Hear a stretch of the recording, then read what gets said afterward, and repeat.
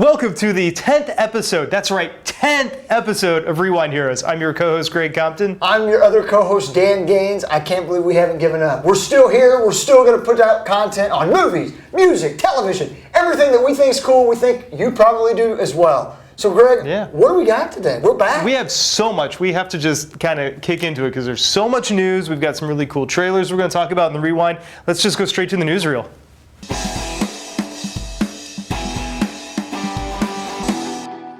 All right, Greg, I know we've got a lot this week. What's up first? First of all, Tony Stark is joining the new Spider-Man flick. Sony Pictures has officially announced that Iron Man himself, Robert Downey Jr., is set to appear in the upcoming Spider-Man Homecoming. So the pair is set to share screen time in the upcoming Civil War film, and their relationship will be further expanded next summer. So Dan, what are your thoughts on this one?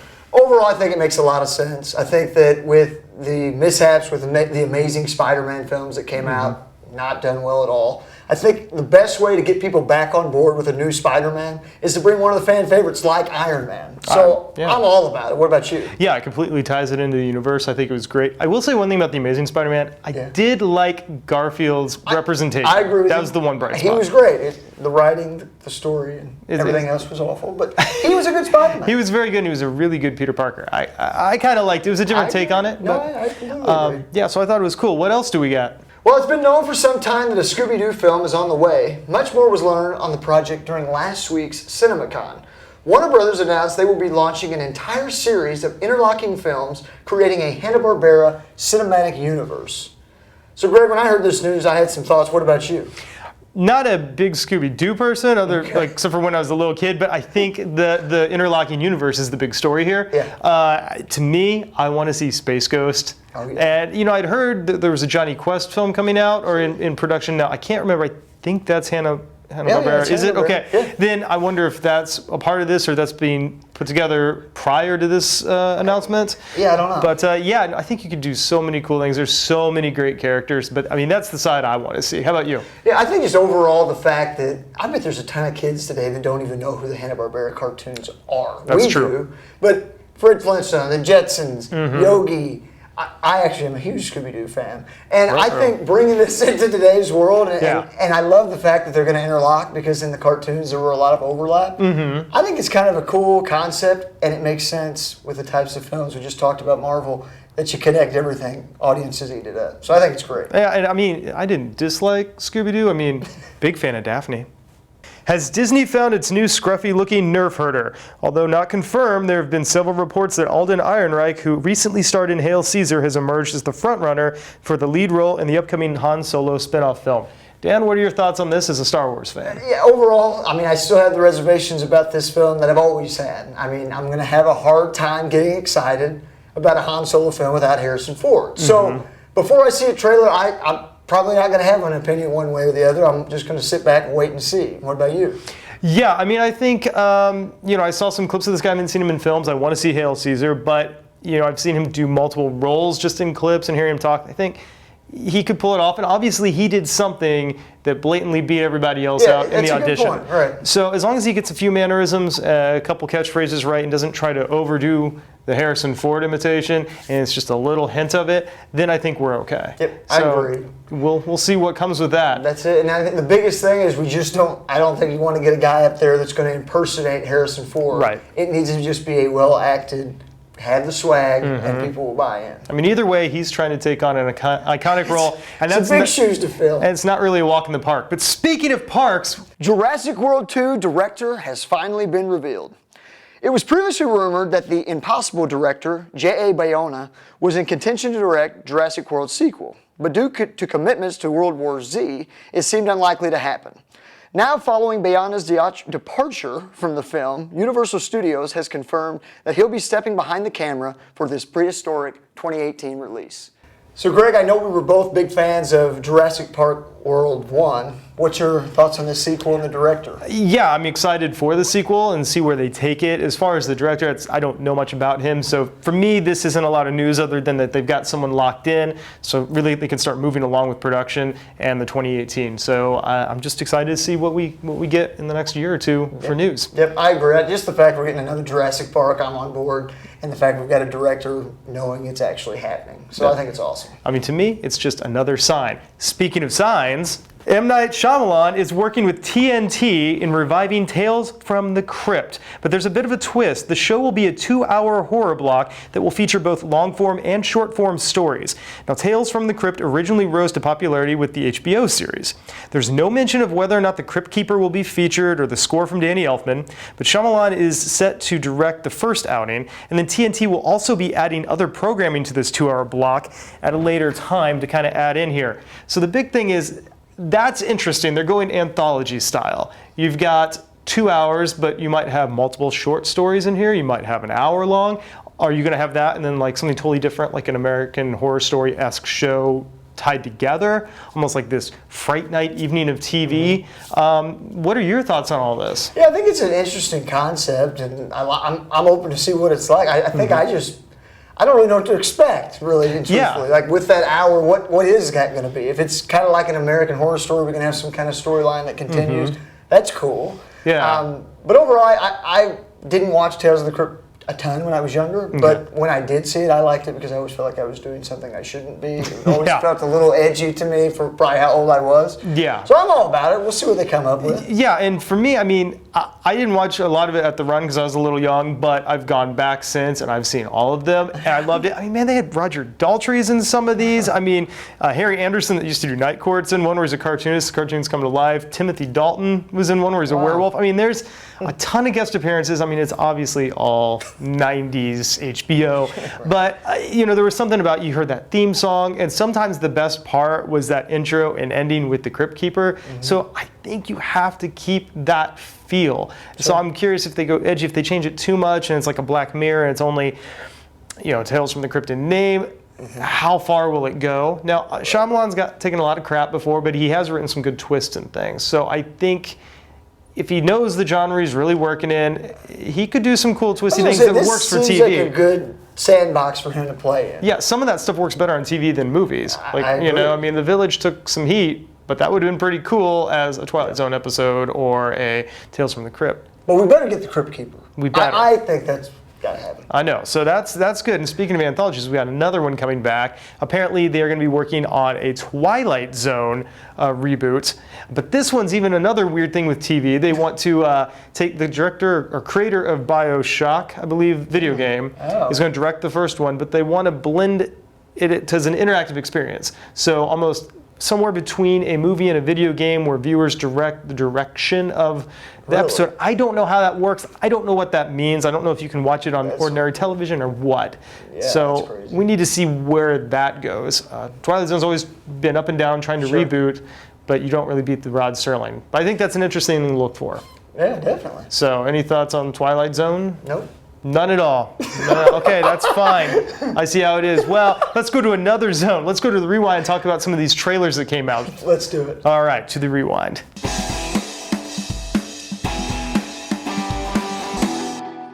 All right, big news. Jason Bourne is back and it looks amazing. Now, we saw the 30-second trailer in the Super Bowl, but this is the first time you really got a feel for it. Blew my mind. What were your thoughts? Yeah, overall, Jason Bourne's back. He's better than ever. And to me, it was just a nice seeing him back on the screen. We had that break where he wasn't in it, and I don't even remember what they called the last. Was it Bourne Legacy? Legacy. Now, I will say, if you go into Legacy with the thought that this is another person that's been controlled in that program, then it's good, but when you hear Bourne, you want Jason Bourne. Right. I just think this felt like a return to that world, the way that they're filmed. Yeah. So overall, looks spectacular. Great casting. I know we both were amazed that Tommy Lee Jones is in it. We hadn't seen that until this trailer. You need a strong person playing that character. The very first one had Chris Cooper, which was phenomenal. Cannot remember the name of the woman. I know who you're talking about. It just, you always had to have that strong person you hated, yet you totally saw where they were coming from. Yep. So, I mean, it's gray area with these. It's just dirty business, black ops. Yep. So I don't know. I mean, now the plot seems interesting. I don't know. I hope it's not a popcorn movie in terms of plot, because it just seems, I remember everything. I did bad stuff. Well, you always do bad stuff because that's what this is. And what is there to really come down to other than the fact that you signed up for this? And maybe I'm wrong, but I kind of got the sense they're working with Bourne in this one. Like, at some usually point, they're going, usually they're going looking for him. This one to me looks like they've talked to him and he's helping. I feel like you don't get enough out of this trailer to really see. You get the shot where he's recognized on a camera and everyone's like, "Oh God, Jason Bourne is back!" And then every trailer. and you got Julia Stiles like, "I'm going to help this man," but yet, I'm going to keep my job, or maybe she doesn't. I don't know what she's doing in this one. You've got the amazing, it looks like amazing car chase and motorcycle chase, and you've gotten those on the various films. Yeah, I mean, and you think about it, Greengrass is back as the director, I believe. That's what I think. And here's if people don't remember, he didn't set the tone for this. Identity was done by Doug Liman, and then Greengrass followed him and did a little too much shaky cam, I thought, and Supremacy to almost make you want to vomit a little. Those fight scenes were intense. It was almost too much to see what's going on. He got a little better with Ultimatum. I hope this is a really good mesh. So I think that's why I always liked Identity the best. So I'm interested to see. I want to know what household item he's going to kill somebody with. Because someone's going to die with a household item. I think I'm going death by Q-tip in the ear, or death by or just like hook him in the nose with a paperclip, fishing style. I don't know, something like that. Well, other than that, we had a resurgence in something else. What do we got? Nice segue. I tried. So the Martians are back. We just got our full theatrical trailer. Are they Martians?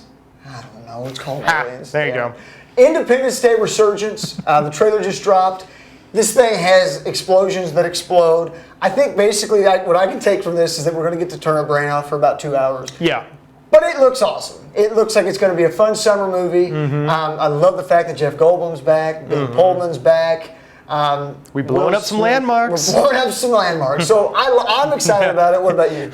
Will Smith is not bad. And man, they made just it clear very early on. They made it very clear in that trailer. It's like, oh yeah, we really miss this man. Boom, burning ship. I assume that he was in there. So yeah, but I think you've got a good cast for this. It is a summer popcorn film. They blow up a lot of landmarks. Exactly. They play on the patriotism fact. It's going to be fun. If you enjoyed the first one, I'm guessing we're going to enjoy this one. I thought. Yeah, I mean, it's just, I mean, they're going on nostalgia factor, I think, a little bit too, but I'm all up for it. I think more than a little bit. That's what's fueling this Well, movie. it is. It's, Jeff Goldblum is. I mean, remakes find a way. So does life. Anyway. That was magnificent. What do you have next? Magnificent. Yeah, speaking of things that are magnificent, how about the trailer that just dropped for the Magnificent Seven? Oh, yeah. What do you think about that? Oh, man. Overall, I'm just excited that we're getting a modern-day Western. We haven't had a good Western in a while. Right. And with this cast, I mean, when you've got Chris Pratt, Denzel Washington, Ethan Hawke, and there's other people in there that are great. Oh, D'Onofrio's in there? D'Onofrio's in there. So to me, I'm all on board. I can't wait to see it. It looks like a fun action film. Yeah. But I'm excited. What about you? Yeah, it's interesting. It's got, now I don't know if everybody knows this. You should know this. If you don't, you should go watch the original. Scolding you if you yes, don't know. This is a remake of an incredible film, which seemed to have a more serious tone. I mean, this has a serious tone, but there's obviously the humor with Chris Pratt, the pulling off the tarp and big shiny Gatling guns and stuff that makes this. I mean, it always was these guys that were basically hired to help. So I mean, it is a Western version of the A-Team. It's how I've always kind of looked at it. Yeah. I mean, it's basically what it is. But I don't know. I just I think it's got a shinier tone to it. There's going to be some humor. It's going to be more flash to it. It kind of has a feel of Young Guns, just looking at the trailer. I agree but with you. these are old guns. But it's a mix. I mean, the other were older, grizzled actors playing these older, grizzled guys that come back to do what they used to do. Some of this cast is younger, so it's a mix. But I don't know. I'm excited to see it. If you've seen the original, so I won't spoil it. How the ending? Will they stick to the same kind of ending? Or will you go with a different one? It makes me wonder, and to keep it if fresh, you want to know what that is, go watch the original. Jeez. Exactly. Yeah. But we've had a lot of great trailers this week. So really, we're going to make sure we get these posted on Facebook. If you have not checked any of these out, please go to Rewind Heroes. We'll have them all there for you guys. Exactly. So it's just an exciting time in the movie world. It's fun. So I'm much excited. good stuff coming. Oh, yeah. Should we get on to some recommendations now? Let's Tell do these it. people what they should check out. Let's go. Recommendations.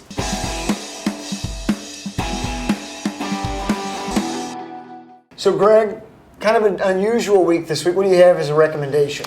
I recommend that you should listen to Awesome Things.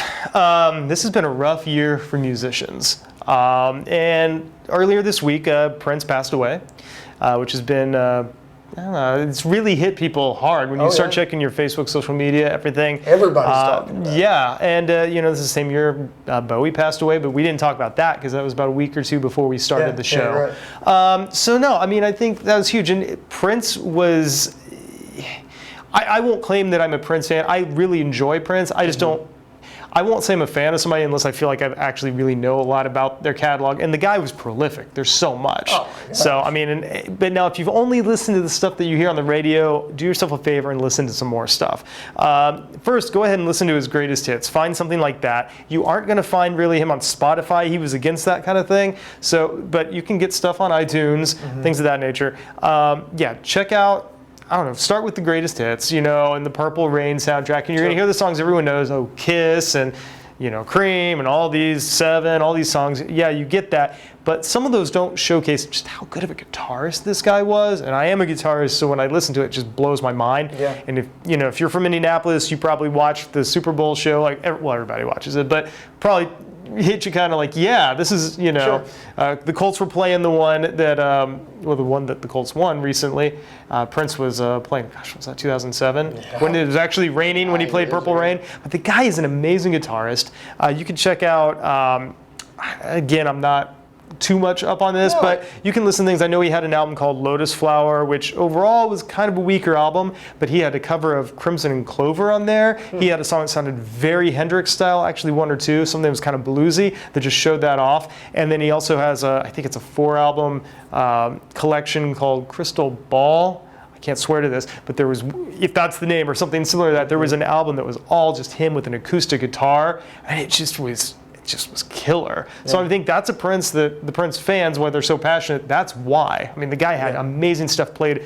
Some of those later albums, he was playing every instrument in his home studio and putting that together. You might have a band on stage, but he was putting that together. The guy could play everything. Cool. Yeah. So I would say check that out, and while you're at it, you know, check out some David Bowie, because we didn't talk about that, and that one hit me a little harder. I was a big Bowie fan, and if you're checking that out, I say, you know, Ziggy Stardust, obviously, get the greatest hits, because it's just a good place to jump off. And then if you want something really cool, and I was telling you about it, there's a live double album called The Reality Tour. Yeah.